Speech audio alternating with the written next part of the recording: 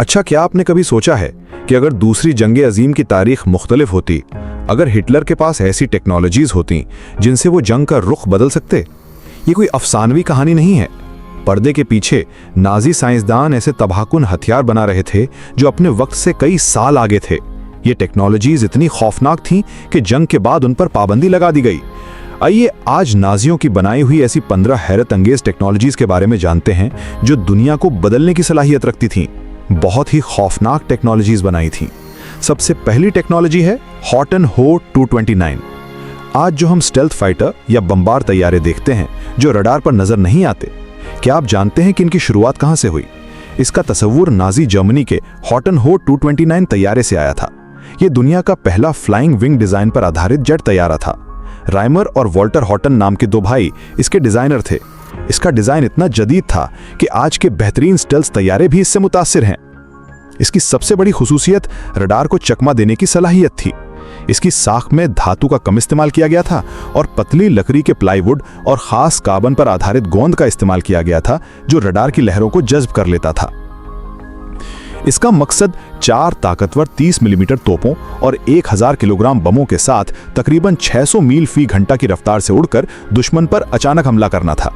जंग के बाद इसका एक नामुकम्मल प्रोटोटाइप HO-229V3 अमरीकियों ने ऑपरेशन पेपर क्लिप के तहत अपने मुल्क मुंतकिल कर दिया।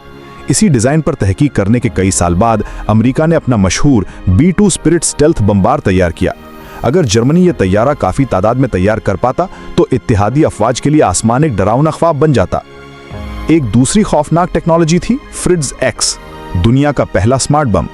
आजकल हम लेजर या GPS से चलने वाले स्मार्ट बमों के बारे में जानते हैं, लेकिन तसव्वुर करें कि 1940 की दहाई में नाजियों ने एक ऐसा बम बनाया था जिसे आसमान से रिमोट कंट्रोल के जरिए चलाया जा सकता था। जी हाँ, फ्रिट्ज एक्स ऐसा ही एक हैरानकुन हथियार था। तकरीबन 3500 पाउंड वजनी इस बम को एक पायलट मरकजी तैयारे से गिराने के बाद जॉयस्टिक के जरिए कंट्रोल करके ठीक हदफ पर गिराया जा सकता था। इसकी ताकत इतनी थी कि यह 28 इंच मोटी स्टील को चीरकर जंगी जहाज को कागज की तरह फाड़ सकता था। बिना किसी इंतजार के आसमान से आने वाले इस कातिल को रोकने का कोई तरीका इत्तेहादी अफवाज के पास नहीं था। 9 सितंबर 1943 को इसी बम का इस्तेमाल करके इतालवी बहरिया के मरकजी जंगी जहाज रोमा को डुबो दिया गया था, जो इसकी सबसे बड़ी कामयाबी थी। यह दुनिया का पहला जंगी जहाज था जो गाइडेड बम के हमले से डूबा। गोलायथ एक और खौफनाक टेक्नोलॉजी थी। छोटा रिमोट कंट्रोल टैंक देखने में खिलौने जैसे टैंक की तरह लगता था, लेकिन गोलायथ एक चलता फिरता तबाहकुन बम था।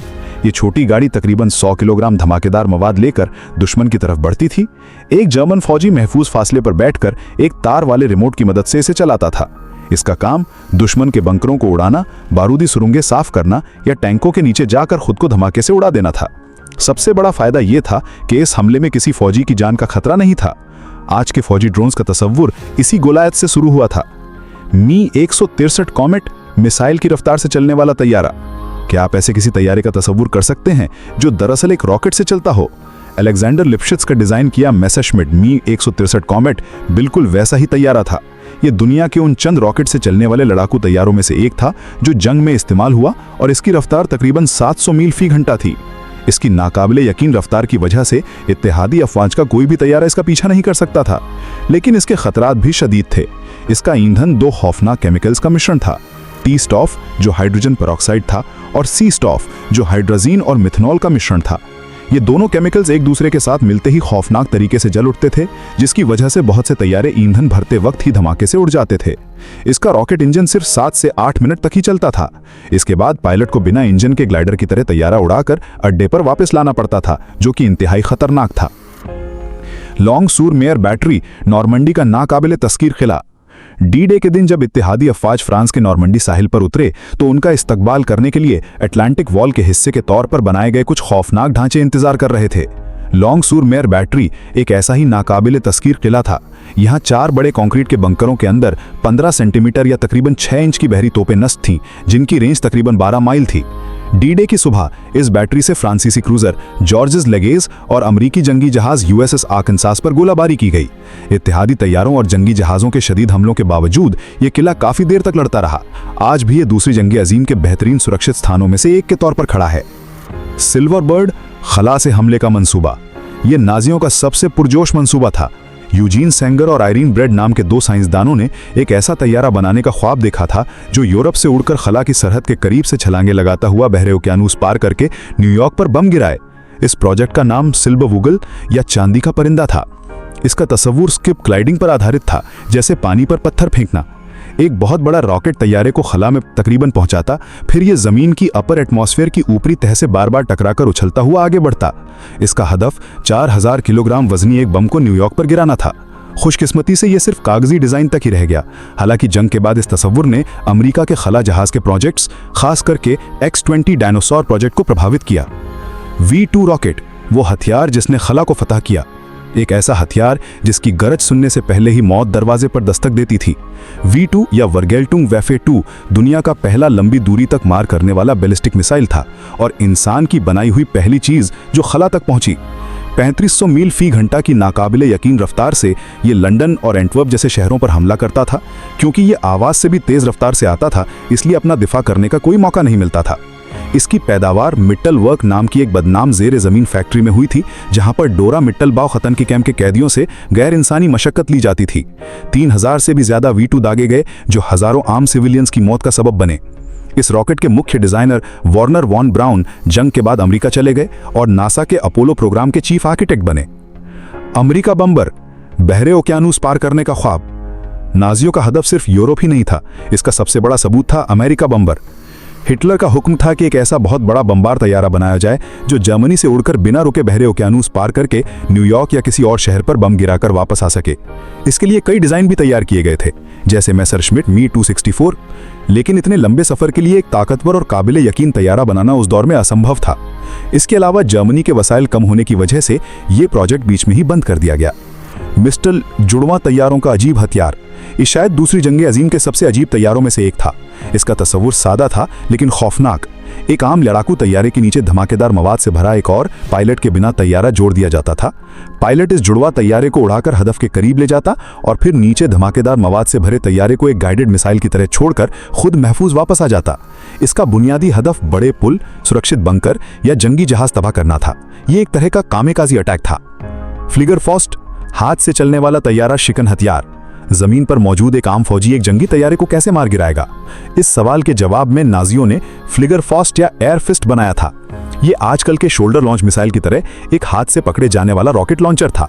इसके सिरे पर मौजूद कई नालों से एक साथ छोटे छोटे रॉकेट फायर किए जाते थे जो आसमान में एक जाल सा बनाकर नीचे उड़ने वाले तैयारों को निशाना बनाते थे।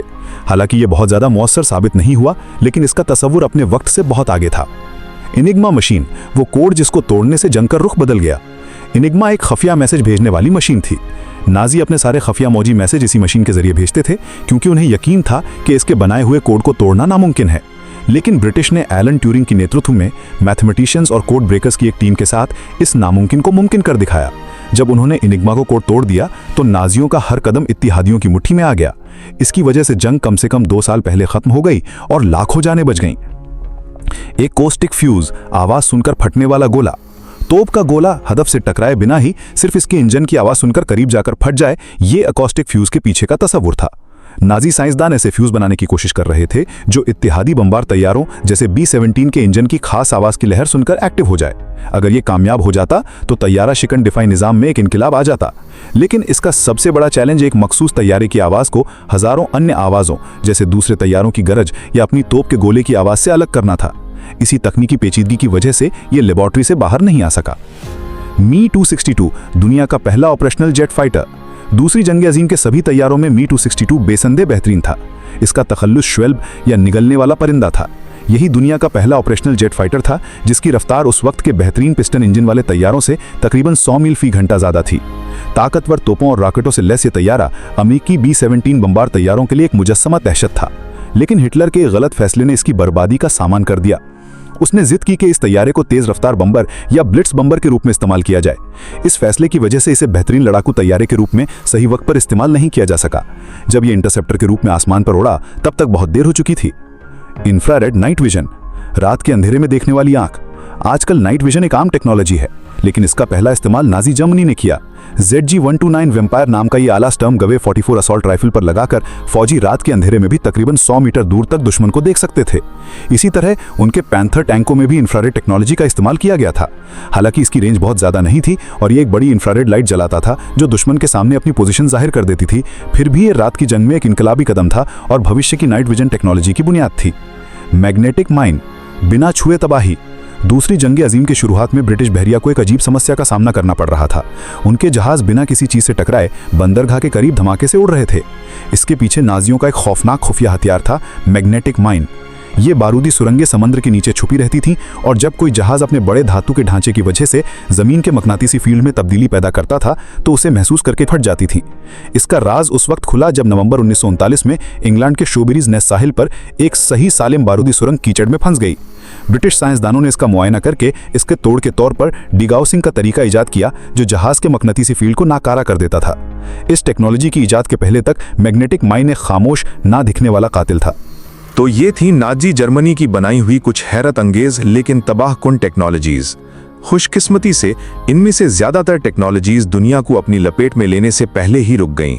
ये वीडियो आपको कैसी लगी हमें कमेंट्स में जरूर बताएं।